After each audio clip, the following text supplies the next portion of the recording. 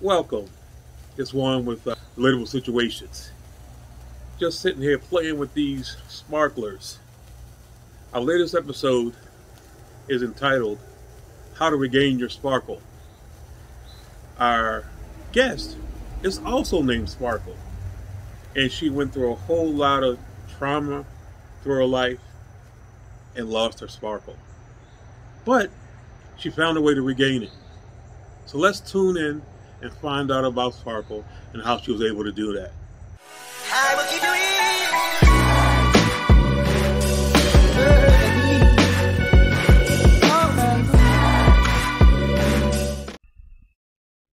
Welcome to Relatable Situations. I'm your host, Juan. I have my co-host, Bree. Say hey, Bree. Hey, y'all. And today we have a special guest, Sparkle. So, Sparkle, say hello before I give you a grand introduction. Hey, guys. How's it going? Thanks for having me. We've been waiting for this for a minute, you know? Yes, we have. Yes, we have. So let me tell you a little bit about Sparkle, and we'll go into some of the things that she does and how some of her information might help you. So Sparkle is a motivational keynote speaker. She's an author. She's a nationally certified recovery coach for alcohol and addiction. So, when I heard about her story, I was so excited to have her on the show because I feel like, she can bring so much to this audience in regards to sharing information, helping those that are going through some tough times behind this, and also possibly being able to assist directly through her channels. So with that being said, Sparkle, why don't you give us a background of your story, and then we'll go from there, okay? Yeah, sure. So I grew up of a family of 7. I am the oldest of 5. Okay. I have 3 brothers and a sister. They're pretty cool. They're all right. Okay. No. Okay. But I grew up with a pretty sound family. One of the biggest parts, I played a lot of sports. I had great accolades as far as school. I just really had a good childhood, a good high school time, everything, where things kind of went downhill. So hold on, before you go there, what kind of sports did you play? I'm just curious. I played basketball, volleyball. She was a mean point guard. We were on the same high school basketball team. Yeah. It was get the ball, Sparkle. Oh, really? Okay. So y'all were on the same team. Yes. Okay. And you had some game to you, I guess, huh? A lot of games. Both on and off the court. Oh, wait a minute. You had to get into that too. Or But I'm sorry, I cut you off. So you're telling me about how we got to where you are now. Yes. So everything kind of started when I was 18 or 19. I was getting things like I got shingles at the age 18. Oh. And nobody really knew how. Most people get shingles are like 60, a little bit older. Yeah. You're not really looking at someone who's 18 to get those. So they found I had just that high stress level. There was always stress going on for me. So I was going through stress because I didn't know where I was going to go to school. And, to graduate, get my degree. And I was just extremely stressed out about it. I ended up going to La Junta Junior College for 2 years. And there is where we pretty much almost won the championship there. And I ran into a good group of girls. And then I ended up going to Colorado Mesa University. Within that time, my eyes started drooping, and I went from probably 140 to 107 in a week and a half. Oh, wow. I got really, really sick. Wow. Oh my goodness. It was a really hard time for me. I had some good friends with me though. Bree was there. I mean, I had a lot of stuff that happened and they didn't know why. So it put me in a wheelchair, 6 to 8 months. I told I would never play again. And I'd never walk again. And I never cried. I never cried through any of that. It was hard though. And I was so determined to walk again, so determined to play again that my feelings, I just pushed them aside. You know, I'm like, no one's going to tell me I can't walk. I'm going to do what I got to do. Little did I know that would probably take me out now, you know, 2 years ago. But at that time, I was doing what I had to do to survive. And I had support from my family, but I was scared, you guys. I was real scared. You know, I can say that I was just thinking, never walking again. That's a scary part. And then, you know, not playing ball. Like ball wasn't my life, but I loved it. You know, I had so many other things going on as well, but I loved playing ball, you know? And so I retaught myself to walk. I played another 2 years of college ball. Then I tried out for the WNBA and I turned it down. And one of the turned it down. Oh yeah, I turned it down. Really? I was you guys, I was so happy to walk again. When I got into the training and I was, you know, when we got into trying out and stuff, it was cool. But God, my body, I knew I was like, I have a second chance at walking again. If I do this running around too much, I'm really going to play with this condition. So the condition was called myasthenia gravis. And in time after that, I graduated, got my degree. Congratulations. Oh, thank you. Scholarship was taken away from me while I was sick. I was told that it wasn't real, that I was not really sick. And what? Gave my scholarship away. Oh my God. That really hurt me. Didn't cry because I didn't cry at that. Right. And wow. I ended up, they asked me if I wanted my scholarship back and I told them no. And instead, I used my vocal scholarship and my academic scholarship to get through the rest of college. So at that point, hold on. Wait a minute. So you're smart, you can bowl, and you can sing? I like to sing now. I can sing a little bit. Okay. I'm impressed. Go ahead. Yeah, it definitely saved my life because I was able to walk on and play, but I didn't have to give them my all with scholarships because I really didn't know if I was going to even be able to play like 5 minutes. I didn't know how my body was going to go do this, you know? So got through it, got the degree, vocal, all of that. And then I jumped into corporate America. I worked for corporate America for 13 years for 3 big box companies, HR, manager, regionals, everything, accolades, ran teams of 300 to 400. I ran remodels, new store openings, all of that. So I went right from not walking to basketball to jumping right into corporate America and then taking that by storm, you know, and no portion of any of this did I really sit down and take time with myself and realize how sick I was. You know, it gives me chills right now just thinking about how sick I was. And being able to go back to that every time I talk on a podcast helps me stay healthy because I'm human. You know, we're all human. And so a big portion of me feeling like I had to fix it or feeling like I was, you know, the big sister. There can't be anything wrong with me. I'm an executive. You know, I'm running teams of 300, 400. And can't nothing be wrong with me. My name is Sparkle. Right. I can't be messing up, you know. I didn't realize how much I was hurting, you know, but I was still going through it. I was working around the clock, 13-hour days. And I hadn't drank a lot. I didn't drink a lot because I couldn't handle my alcohol, you know, and in college, I had 2 Mike's Hard Lemonades and I was so hungover the next day. I was sick to my stomach. And then I got around some people who really party, like they really like to party. And they introduced cocaine to my life. And I found so much happiness with cocaine. That's why I don't do it anymore. But I found so much happiness with cocaine because I could drink. And also because, you know, it was a way for me to focus and I could do the job and be just fine. And I was on autopilot, you know.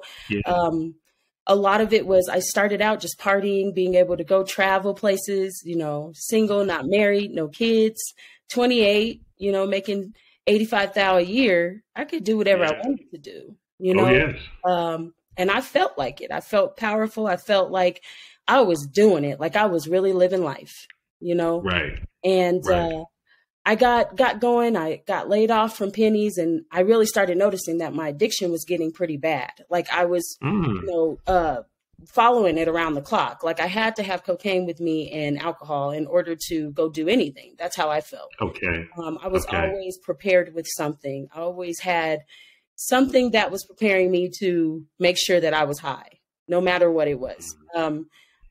I didn't realize how much I needed it, but I really did need it, like, you know, just all the time. And so I ignored it because I was like, oh no, my name's Sparkle. I got control of this. I'm a big sister. I can't be having issues. I can't be having these problems. I have work to go to, you know? Yeah. So I at one point, you guys, was drinking at like 7 a.m. around the clock, 24/7.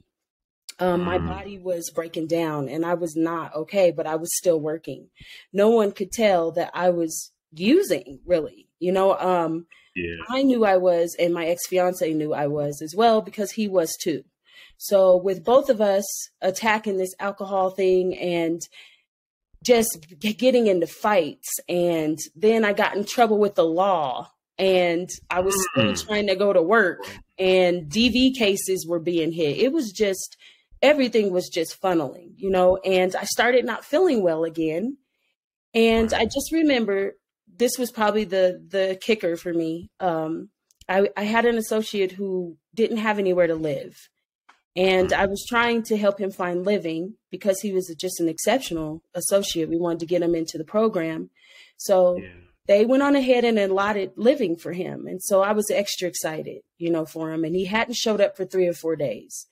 So he showed up and he looked really, really down, you know, real sad. So when I went to go give him the good news, he said, I got to go to the bathroom, kind of like shun me off, you know? Oh, wow. So he went to the bathroom and I said, okay, that's fine. I'll talk to you when you get done. I'm like, he was probably just having a bad day, you know? So I walked back to my office and then I walked back to the bathroom because something feels like just not right. I would say the first time I actually trusted my intuition. And I went back and I sat there for about 2 or 3 minutes and I opened the door and he shot himself and died. What? I fainted. Yeah. Oh my God. And I think that changed my life forever. I mean, I guess not walking changed my life forever too, but I would say that changed my life forever. It scared me. It still scares me till this day. I don't, for trauma purposes, I have to have somebody shop with me. I have panic attacks and things like that. I'm really working through that. But that's when the drinking just took off. I mean, I was having nightmares. I was drinking around the clock. My body was hurting. I literally was just like, I'm drowning. I'm drowning. Yeah. And a big portion of that was like, what do I do? And then 6 months later, I got diagnosed with lupus. So everything hit me so quickly, so fast. I was just spiraling. And I didn't know who to call or who to ask for help because of my ego. There were people there to support me. You know what I mean? It wasn't like it was I was all by myself, all alone. It was this strong Black woman syndrome that I had. It was the woman syndrome that I had to be strong to get through it. And I didn't need to ask for help because I could do it. And I didn't realize that. So hold on. So hold on before you move on, because you shared a whole lot. Yeah. And you just made a point that I feel that we definitely got to touch on. You know, that strong Black woman. Now, first off, let me say that I do feel that Black women are very strong and have had to be probably since the beginning of time. Yes. But you know, as I hear you tell and share with us all of the stuff that you've been through in your life, I think to myself, you know, you have super strength. I mean, you have, you know, there's so much that you experienced, you know, as I'm sitting there trying to get myself together. I'm sorry. Emotional. No, don't you dare be sorry. I'm really not. Good, because Bree will tell you quick, fast, and hurry. Juan will cry at the drop of a dime. He's a big baby. Yeah. But back to you. As I'm listening to this story, I'm thinking to myself, could I possibly handle 1/10 of what this young lady has been through? And you still are talking. So I don't even know, where the story is going. But I got to tell you, from hearing what you shared with me just to this point, I got to give you your props. I mean, you have been through an enormous amount of trauma and emotional baggage that I can't even fathom. So I know that, I've talked about some of my concerns and challenges, but I'm looking at you almost in awe. So, I don't want to cut you off too much, but, I just want to share that, as you were telling me. So I'll give the mic back to you. Yeah, I think when I talk about the strong Black woman phase or syndrome, and just being a woman in general and trying to be strong, we talk a lot about how Black women walk around with this scowl on their face. And that drives me nuts. And I think one of the reasons why is because the reason why that is happening is because we are holding on to so many other people's stuff that we don't have enough time to hold on to our own. And the reason why is because we do it to ourselves. And so for me, being this fix-it person, I felt like I needed to deliver for everybody else but me. And in the end, that took me down. It took me down because I didn't know how to keep what was mine and give others what theirs is so that they can walk for themselves. And so I say this to every woman, anybody, if you feel like you're enabling someone or something or a place or an organization, stop it now. It doesn't do anything better for you. And it doesn't make you feel good. And it can take you down because you'll be exhausted before you have any time to work on who you are and what you bring to the table because you're too busy spreading yourself thin for everyone else. And so that happens. Go ahead. So this portion happened to me, this syndrome. And I promised myself when I got on the somatic experience table for trauma, I promised myself I would trust my body and that I am a woman of many strengths, which means that I can walk with other women and other men, and they can hold theirs while I hold mine, and we walk together. But I can no longer hold anybody else's stuff like that. And you shouldn't have to. So to that point, Bree, I want to bring you into this conversation. As Sparkle shares not only her backstory, but also some of the things that she's learned in her journey. Does any of that resonate with you? Absolutely. I mean, as a woman and being a single mother and being Black, and I'm learning later in life about creating boundaries. Because I'm the same way. I want to fix it. I want to help. I want to do this. Meanwhile, behind this scowl is this person that's drowning. Right. As I listen to you young ladies, and understand, first off, I've said it before, women to me, and in particular Black women, are so much stronger than men. I mean, I'm going to have some other episodes. No, just joking. I will not. One more time. Just for the people in the back that didn't hear. On the sides. So, when I think about what y'all have to deal with, first, women, period, no matter the race, women to me have to, handle so much more in terms of, your body functions, your hormones, the changes that you experience in life.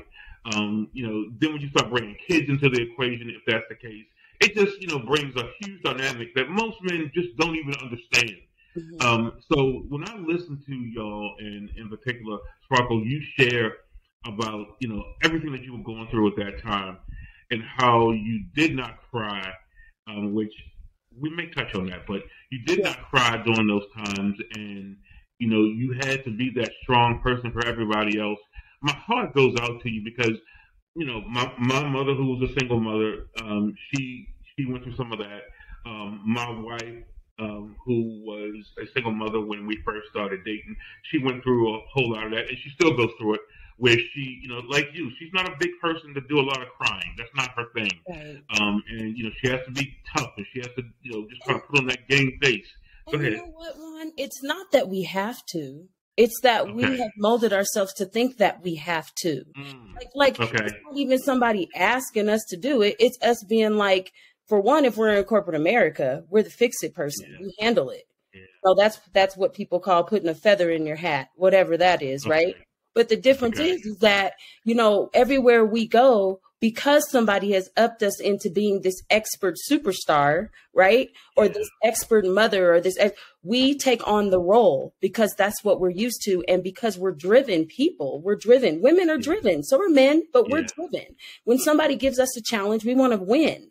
And as an athlete, that also comes back to my story of ego. I want to win. I am that leader. You can call on me for help, but not help to the point where I don't even know myself anymore. Like, gee, I have a feeling where it's just like, we don't have, and I think I posted this the other day on social media, like in our minds, we don't have an option to be weak at all. Because if we are, who's going to take care of us? Who's going to pick up the pieces for us? So myself, I don't like being vulnerable. I don't like someone else to tell me that they're going to do or help, or I'm like, I got this, I got me.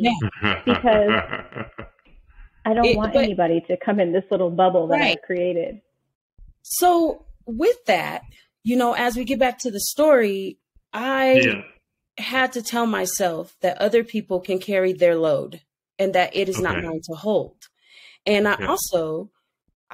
I finally got a chance to break down. And the day I broke down, it was 13 years. I hadn't cried in 13 years, you guys.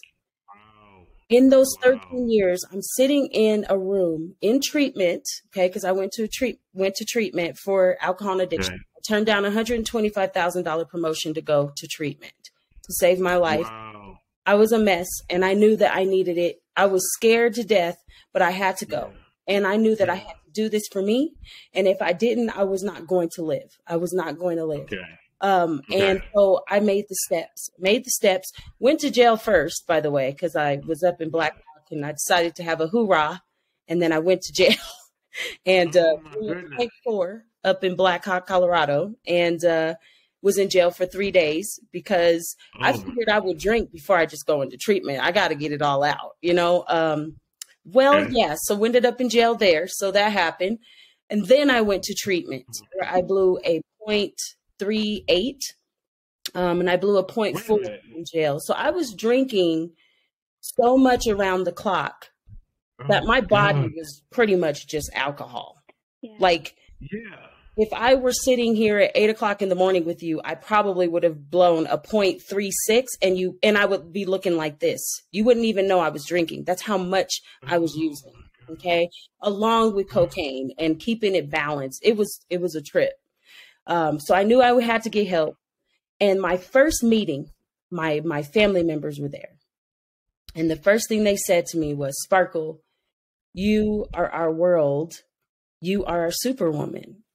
Yeah. You can make a room stand up in front of you and give you standing ovations all day. You just have that to you. And I broke down. I broke down crying so hard. And after that, I cried for like 4 or 5 days straight in treatment. Cried for 4 or 5 days straight. Threw myself into having a TIA because I'm prone to blood clots due to lupus. Went to the hospital. So hold on. What is a TIA? A TIA is where the brain there's a line of defense that breaks or busts through. Like if you're getting ready to have a blood clot to the brain, it busts that up. So you have it it's almost like a somatic stroke, a smaller stroke, and it lasts for 6 to 8 minutes. Usually, and you don't usually know what you're doing. It can go longer depending on what it was. So it had broken up the blood clot to getting to the brain, which was a good thing. But I didn't even realize it happened. So I was just doing off the wall things in treatment, had extra strong strength, all this stuff. And they had to go ahead and rush me to the hospital for it. But this was an end result to suppressing my emotions and not crying, not understanding the emotion, not sitting in it, not being comfortable with being uncomfortable. You see, what I was doing is just suppressing it and fixing everybody else's stuff but my own. In turn, almost killed me, you know? So after I got done with that, I met with my family again and I let them know, I love you guys to death, but I cannot be your world and I cannot be your superwoman. And I will be your sister and I will be your daughter. But that is all I can be for you. I said, thank you for holding the torch. I will take it back and I will take my life back with it. But I need you guys to support and understanding that I'm human. Superwoman does not exist. And the world is pretty huge for me to be the world. So at this point, I can't do that right now. And that right there is of what Bree just talked about, boundaries and being able to tell people that I got to do what's right for me. And I will do what's right for me. And I will make sure my cup is full. And anything that is in overabundance of that cup is yours to keep. But everything else is mine. And that's where we have to, that's where I really felt compelled to not go back to corporate America, not because it was their fault, but because it was my fault for letting them and allowing them to put me through all this work. And I didn't have the boundaries to say no. That's on me. Okay. It's on me. How did I play a part in all of this? You know, and then from then I said, I'm going to help people get through this alcohol addiction. I'm going to help them find out who they are because I didn't have a clue who I was. That was another thing. I didn't even know who I was. And at that point, I had to figure it out. And I figured it out by saying, and I'm still working on it, that I'm learning more and more about myself every day. And with that, I'm stepping into my power and into this journey that my higher power has allowed me to do with my surrender. And knowing that I'm human, you know, that's a big piece of it. So let's talk about that. And thank you so much for giving us so much of your backstory. And I mean, I'm sure there's a lot of little small details that you know left out. But you know, at the end of the day, first off, you're still here, and we're blessed, you know, to be able to hear what it is that you've been able to accomplish. But I want to get to some of those accomplishments that you've been able to have. You know, I had mentioned in the intro how you are a motivational keynote speaker. And I mean, I can definitely see why you speak. Do not call her articulate because I will go off on you. Well, no. That's the reason I was laughing. I'm laughing, so sidebar, y'all. I'm laughing because Bree and I were having a conversation about how she was told that she speaks so well. And it's a whole other story, but just what I was thinking that. But you do speak very well. But on top of that, you are an author, which that touches me in a very special way, only because there's some books that I have in here that I've had in here for a long time that I need to get out, truthfully. And the fact that you've done that, I actually envy you. But on top of that, you are a nationally certified recovery coach for, you know, alcohol and addiction. And when I listened to you talk, I got motivation from what you were saying. And I guess I wanted to hear a bit more about that part of your life now. So from what I understand, you left corporate America. You're now, you know, doing Sparkle. And what does that include, if you can kind of summarize that relatively quickly? Okay, so I started my company just about 4 months ago, Sparkle LLC.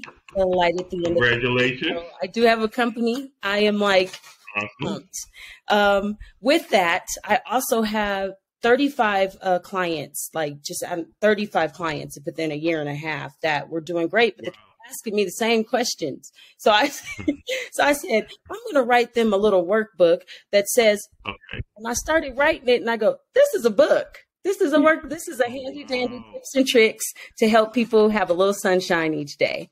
And, so now I've been getting a lot of clients, a lot of leaders. So I really do. I help leaders out of the depths of alcohol and addiction, out of addiction, period. The leaders need a little bit of help because we up here holding on to everything, but we ain't working on ourselves, honestly. So I was one of them. So, and I'm sure Bree, same thing for you. You know? I can only imagine, like, there's so many highly functioning, like, people dealing with addiction, and we have no idea because they show up each and every day. Yeah, and they show up and they're hurting inside, but they have that whole, I'm good, I got it, I got this. I'm glad that you've created a space for them to come to and to deal with that. Yes, and to share how they are feeling truly, So I basically wrote the book, and then I became nationally certified to help people through addiction, mental health, any type of addiction you're going through, even spiritual wellness as well. There's a lot of people coming to me about, their gifts and being spiritually inclined. So for the most part, I'm an open book for people who need to have space held for them, and they need to walk through life by taking their life back. And I walk alongside them while they figure that out. Perfect. Yeah. Perfect segue, because one of the things that I wanted to do is I want to make sure that you share your contact information, of course, but also talk a bit, really quick, give the information to your company for those who may need your assistance. Because, as I listen to you now, I haven't suffered from alcohol or drug addiction. So I'm sure there's some kind of addiction that Juan has that he may need some opportunities to share and talk about. At the end of the day, what I get from addiction itself is an opportunity to escape. You're trying to escape from what the reality of your life may be. You're trying to find somewhere that is your quote unquote happy place, and allow you to basically disappear from reality for a minute, or a second, or an hour, whatever it is. Am I close on that? Yeah, it's a way to suppress the emotions that you truly don't want to feel. You're suppressing your emotions and not sitting in them, because you now can act as if they don't exist because you're using a substance or an addiction of some sort. Okay.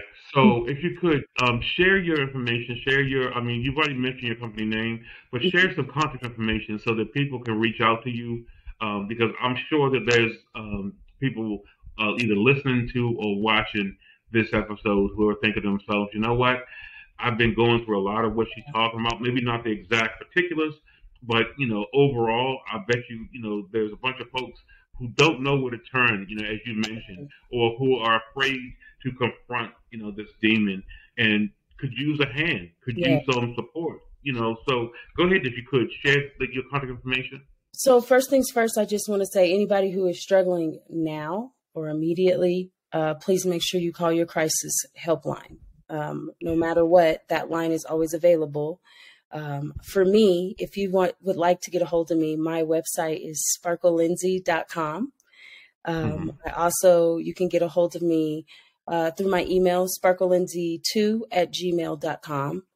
And I have a lot of different facets as far as motivational stuff on YouTube, Facebook, Instagram, and TikTok, and so forth. So many ways to get a hold of me. The best way is through my website. You can also buy the book through the website. And you can also buy yourself some apparel through the website as well. But for the most part, there's just a whole lot of inspirational stuff that's on there. And if you want to be a recovery coach, I also train recovery coaches as well. So some of those programs are on the website. So go check it out. And you can always submit. There's a 15-minute Calendly discovery call you can do with me just to see if we're a good fit, or just to ask me some questions if you need. Sometimes we don't know where to start, and a simple convo can take us a long way. So those are what I got for you. Awesome. Thank you, Bree. Before I close out this episode, not that I want to, because I could talk to Sparkle probably for another hour. But Bree, what do you want to share, or what concerns or questions do you have? No concerns or questions. I'm really happy. I've known her for 18, 19 years, and I'm happy to see you on the other side of this journey. Addiction is a very, very scary thing. It runs in my family, so I don't drink often. If I do, it's a glass of wine here or there, because it scares me just how easy you can fall into this cycle of needing it. If you, like Sparkle said, if you want to reach out and you want to know more, get her website. You said sparklelindsay.com. And what is the name of your book? Being a Better Me for Me. Yeah, it's Being a Better Me for pages Me. of happiness. I can tell you that. And Wow. yeah, it's 28 pages of self-reflection. You know, I'm huge on self-reflection, and I'm huge on people being able to reflect on how they played a part in their life that they may not be happy with. And that's not easy. Okay. So it is something that you take your time with on the book. It's 28 pages, but it is something to work with yourself on. Work with yourself and take your life back. I'm happy. And once again, being 2 years, I'm 2 years and 3 months sober. So for me, yeah, I have to say that, and it is possible. And there's so much more down this journey to go for me, but I do know that I'm on the right path. The right layers are happening. My higher power is guiding me where I need to go. And I feel like people need to know that there's people walking through this, and it's okay. It's okay to say you need help, you know? Yeah. And the last thing I just wanted to add was just, I'm so proud of you. I'm so proud. Oh, okay. I told y'all, don't make me cry, because I won't go right there. You know it. But I think I can keep it together. Sparkle, I want to thank you so much for sharing your story. I want to thank you so much for being an inspiration to so many people, including me at this point. For those who haven't listened to the show, which I know is maybe one or two out there that haven't listened to our show here. Yeah, just understand that at the end of the day, what I say at the end of the show, I'm going to say again, and it definitely connects here. Communicate, y'all. So with that being said, thanks so much, Marco. Thanks, Bree, and we are out.